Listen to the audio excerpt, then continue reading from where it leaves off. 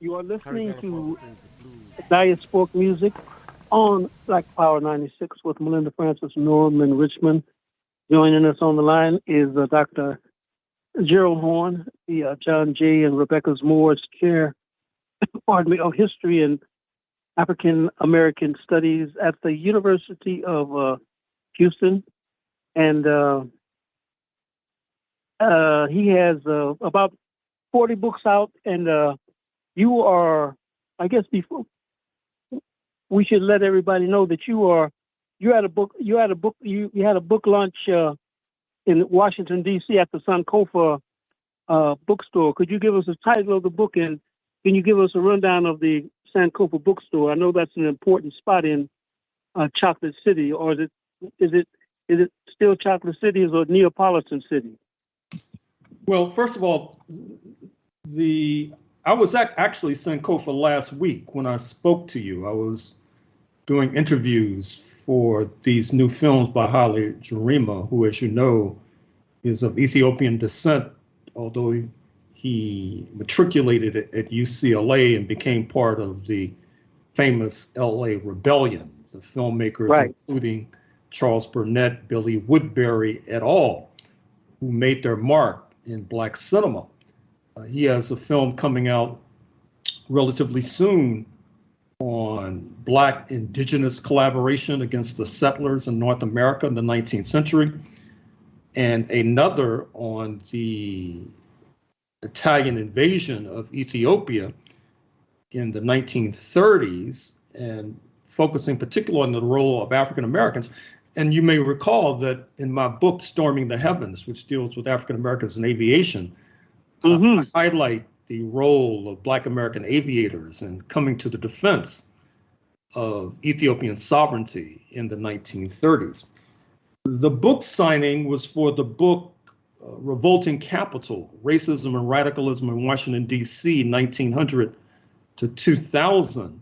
Actually took place in the Adams Morgan neighborhood of Washington.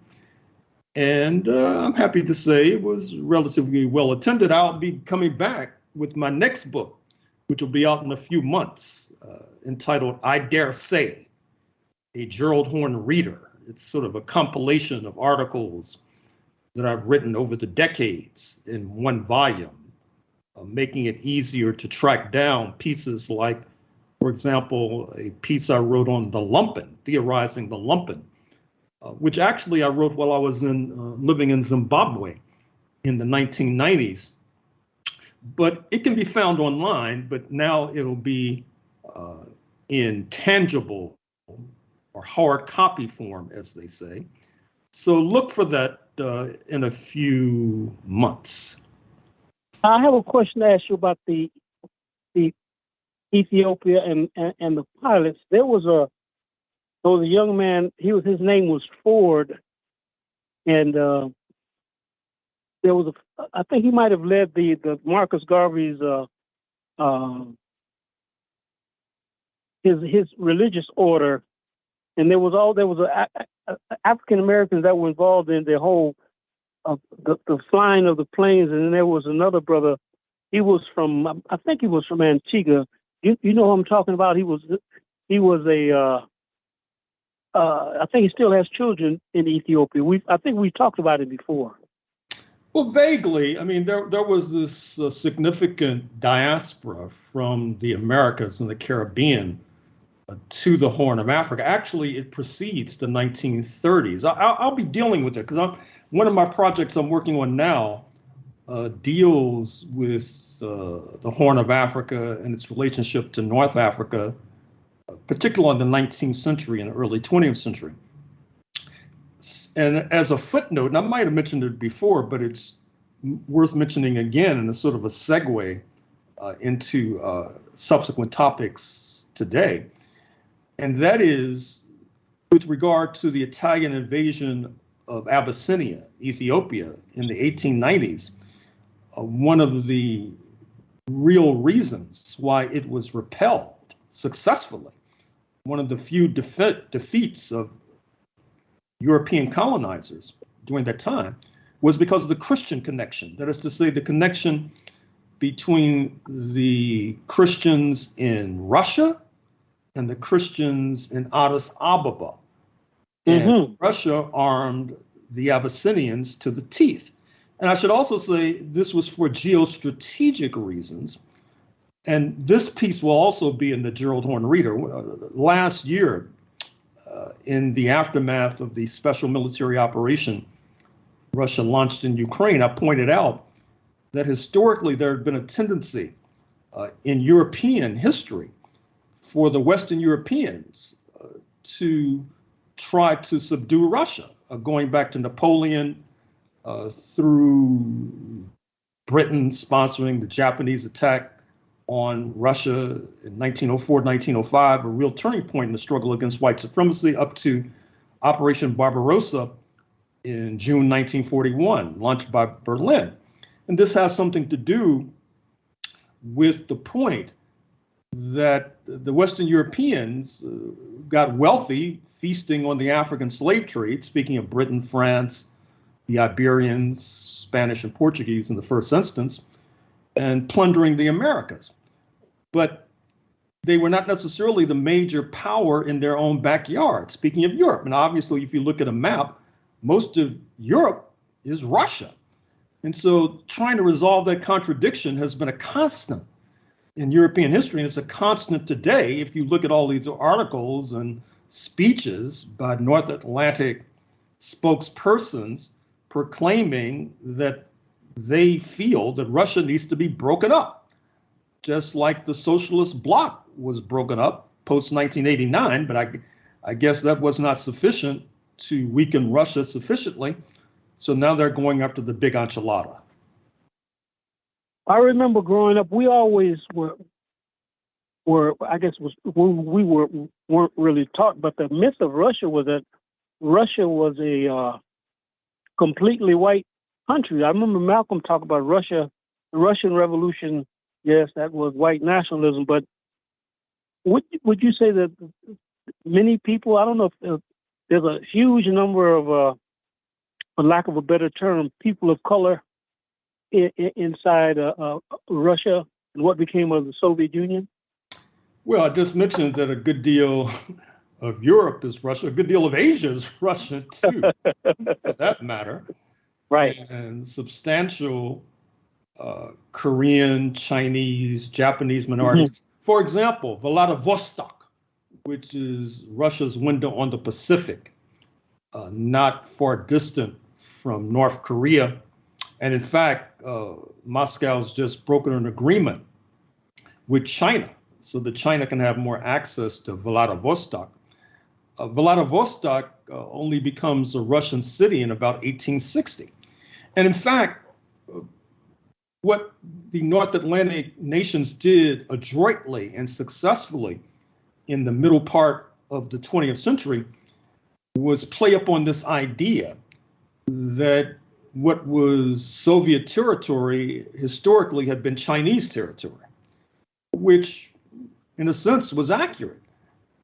But that helped to fuel the so-called Sino-Soviet split, a true turning point in world history, leading ultimately, I would argue, to the demise of the Soviet Union and the rise of China. And now you see U.S. imperialism trying to disrupt what they helped to create. That is to say, by bringing China to its knees. You saw a glimpse of that in this recent high-level meeting in Singapore that just concluded today, June 4th, where you had representatives from the U.S., speaking of War Chief Lloyd Austin, a Black American, basically slinging insults and threats at the People's Republic of China, and the Chinese representatives responding in kind. And that is an expression of this deteriorating bilateral relationship between Beijing and Washington, the two leading powers on planet Earth, with some in the U.S. military predicting war between the two within the next 18 months. You're listening to Diasporic Music on Black Power 96. Melinda, you have the next question? Sorry. I'm doing multiple things and I'm walking home. Have we talked about the G7? I'm just on catch up right now. The G7 or Hiroshima? Yes, the group of seven, the pirates led by the United States, Canada, Japan, and the Western European nations, met provocatively in Hiroshima, Japan, just a week or so ago, about 700 miles from Chinese territory. And as you know, Hiroshima was the site of, thus far, the only atomic bombing to take place, a gross expression of mass murder. And you know, I'm on a research trip right now. Right now, I'm looking out of a hotel window in Wilmington, Delaware, of all places.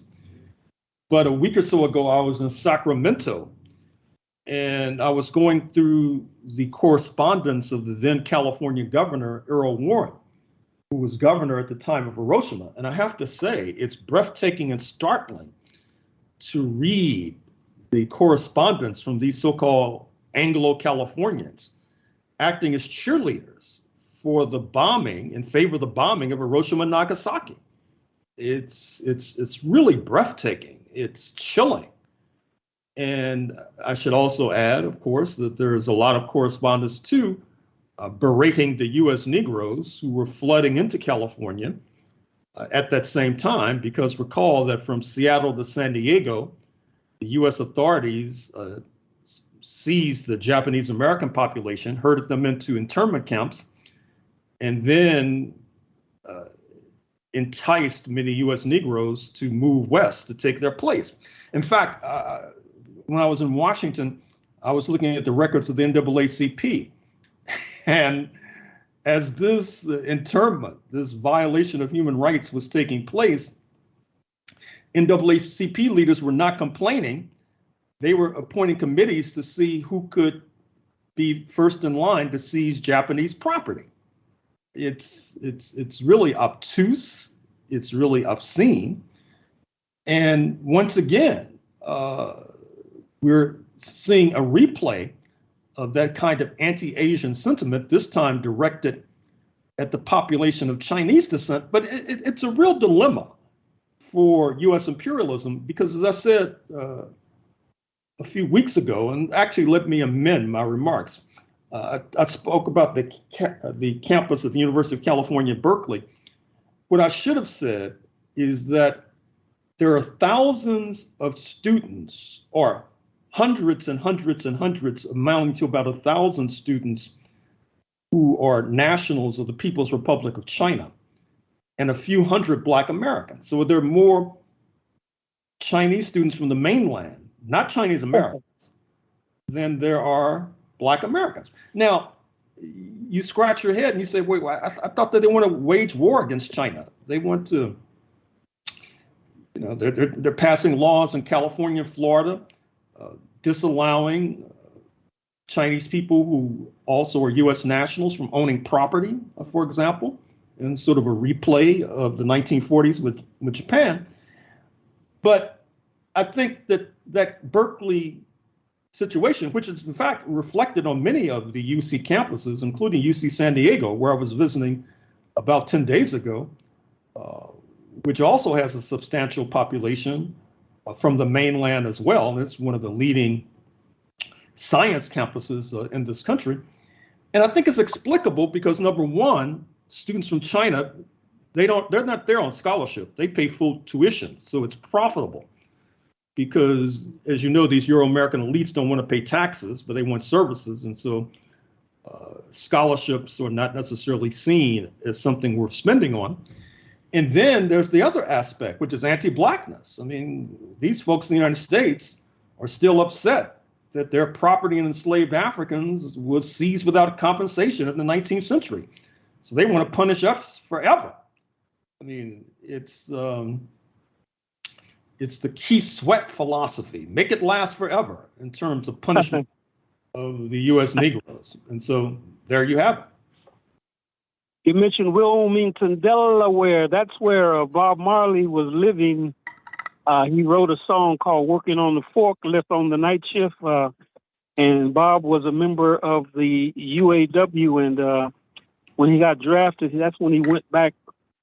He went back home to Jamaica. But I wanted to move to the next area of the NBA series. I guess we have the brother out of the Euro, the big guy. What's his name? I can't even think of his name. Jokic. Nikola Jokic. The Jokic. Well, Jokic is the man right now. But I just want to say that Murray is from Kitchener, Ontario. Jamal Murray is from Kitchener, Ontario, and Kitchener, Ontario is a place where many. I don't know if it was all of the people I know that came out of Kitchener came out of Jamaica. Lennox Lewis, the former heavyweight champion of the world, he spent a lot of time in Kitchener, Ontario. Glenn Ricketts, the father of Glenn Lewis. They had a thriving Caribbean community in not Carl Otway, but I can't think of his name now. But there was a group called the first R&B contract with a major label was they were all from Kitchener, Ontario. I just wanted to put that in the mix. And what do you think about Jamal? How do you rate Jamal Murray as playing right now? He's playing very well. I mean, I saw him during the LA series when they swept the Lakers for the zip. I agree with the consensus that Miami is going to have significant difficulty in terms of competing with Denver. Number one, I don't know if you saw the picture of the announcers who had oxygen masks on. It's the Mile High City. And so the Denver players are acclimated to dealing with that thin air, but 10 teams coming in from the flatlands of southern Florida began huffing and puffing almost as soon as they walk into the arena. So that's really one of the secret weapons that Denver has, the atmosphere, the very air that we breathe.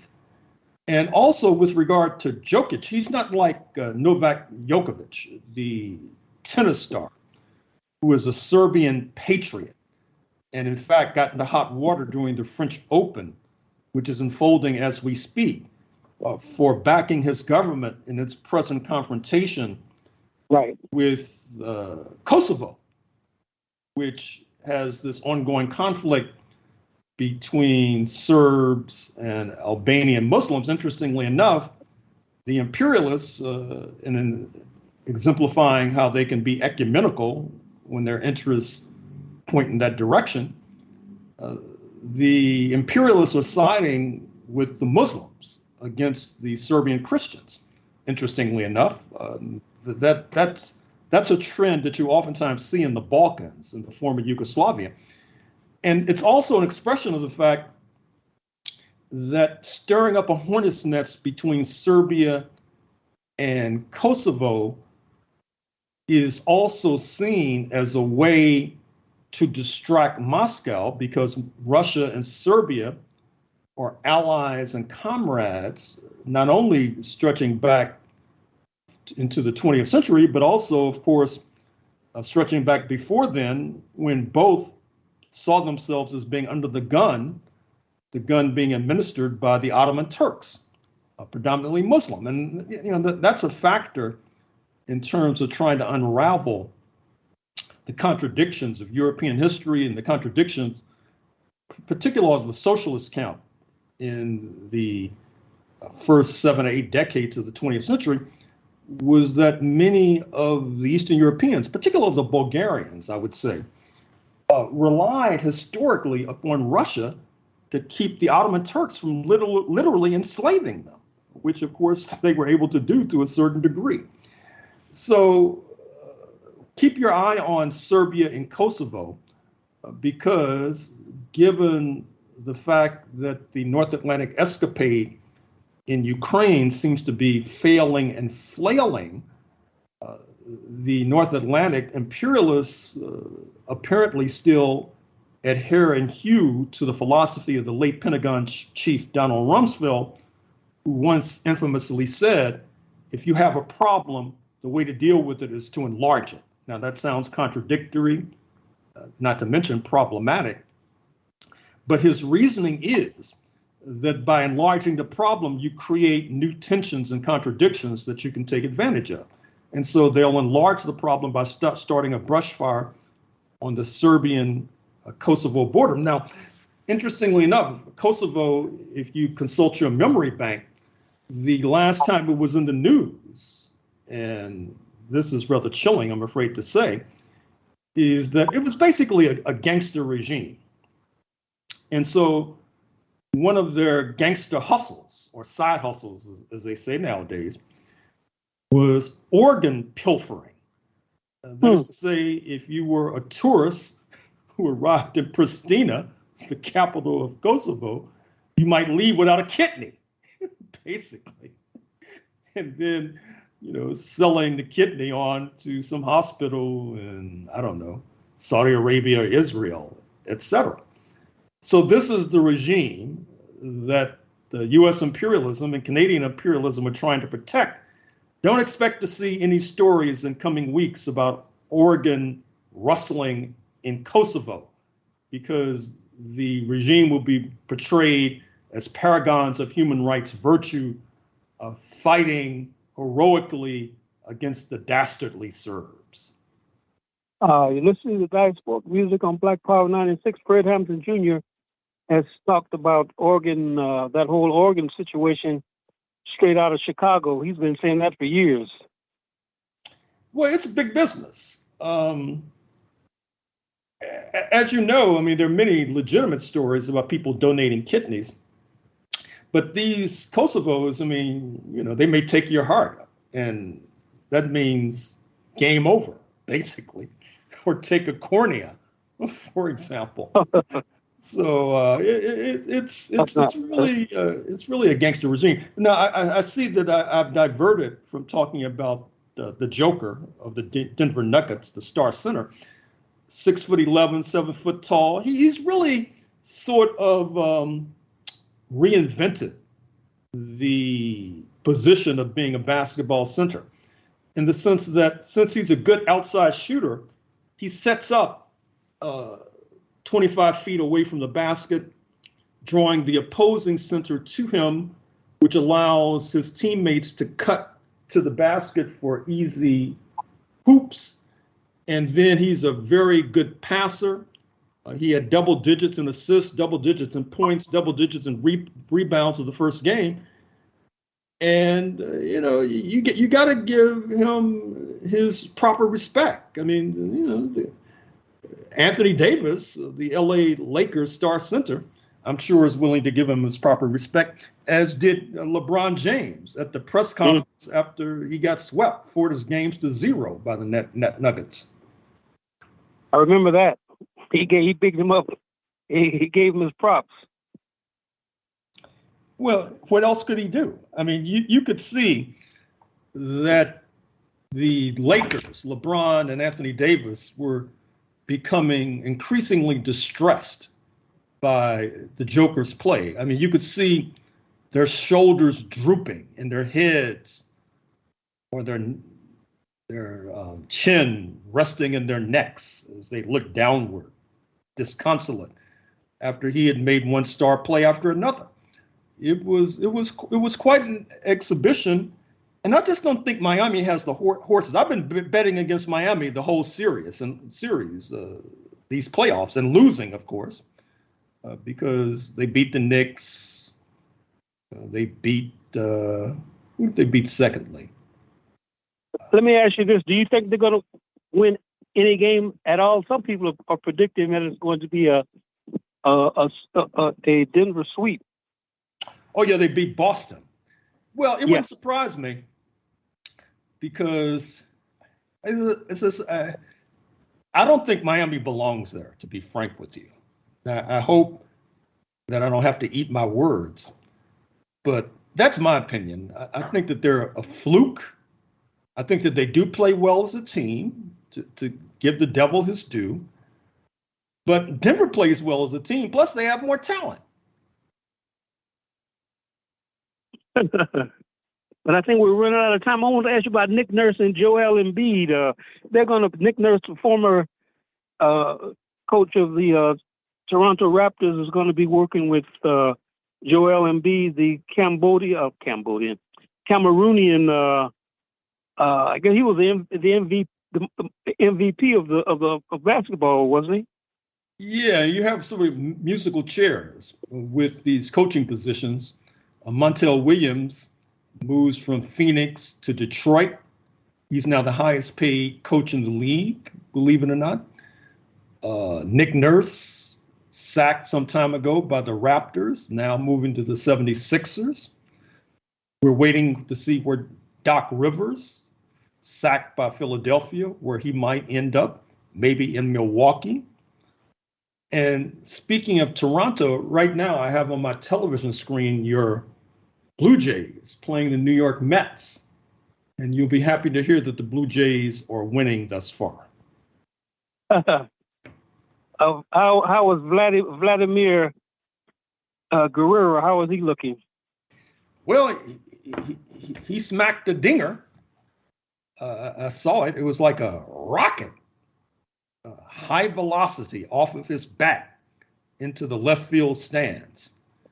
The exit speed, it's one of these obscure statistics that baseball announcers are bringing out, the exit speed off the bat. But speaking of which, baseball may be on the verge of an impending crisis. And you may see it first in San Diego, a small market team, obviously, but have been handing out big contracts to players like Manny Machado, for example, and Fernando Tatis, for example. The problem is those contracts were premised upon getting multi-millions from various television networks. But one of the television networks just declared bankruptcy. And so I guess they'll be able to make payroll, but you may see a salary dump. They may have to trade some of those stars because they don't have enough revenue coming in. And it's sort of a metaphor for capitalism at large, because what it'll basically mean is that the rich teams like Los Angeles and New York will get richer.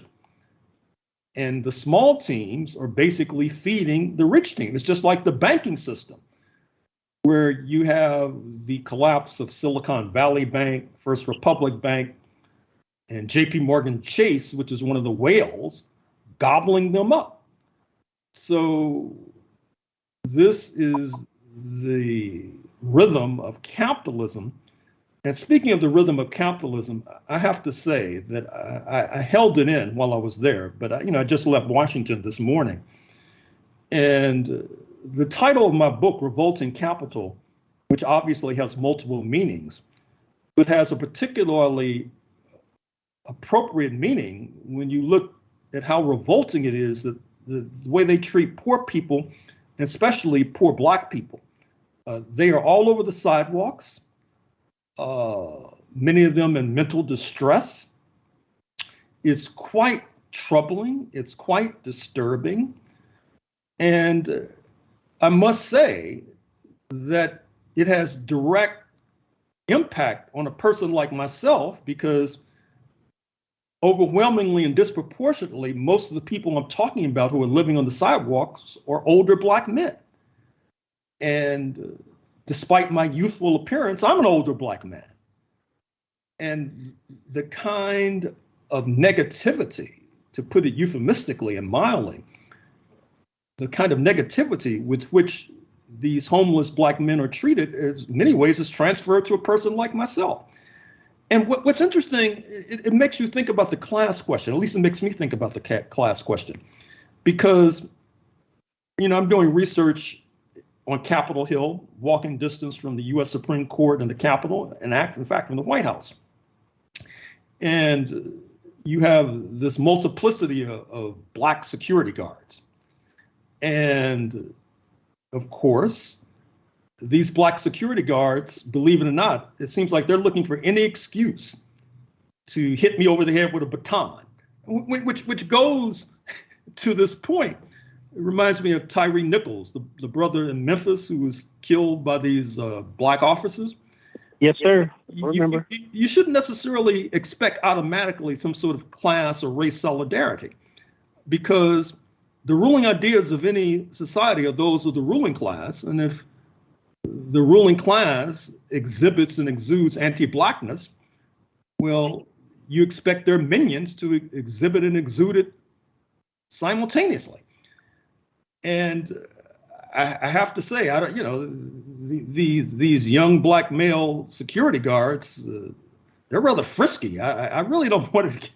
I'd come out second or third best if I got into some sort of confrontation with them. But it seems like they're just eager to, and maybe it reflects some sort of class resentment as well, because obviously I'm there to work and do research. Perhaps they're resentful of me for whatever reason. It's really nuts. But I have to say, I'm not unhappy to leave that sort of tension behind in Washington, D.C. Well, there's a tribe called what they call it, the Mopisa tribe. They'd be trying to protect Big Boss Man.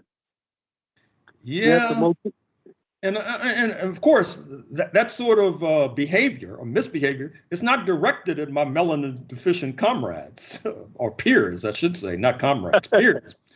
I mean, they're quiet as a mouse urinating on cotton when it comes to dealing with these Euro-American male researchers. But me, they want to hit me over the head. It's crazy. If the Euros come up, they'll ask them, you want a Negro spiritual? You want me to tap dance? So whatever's required, right?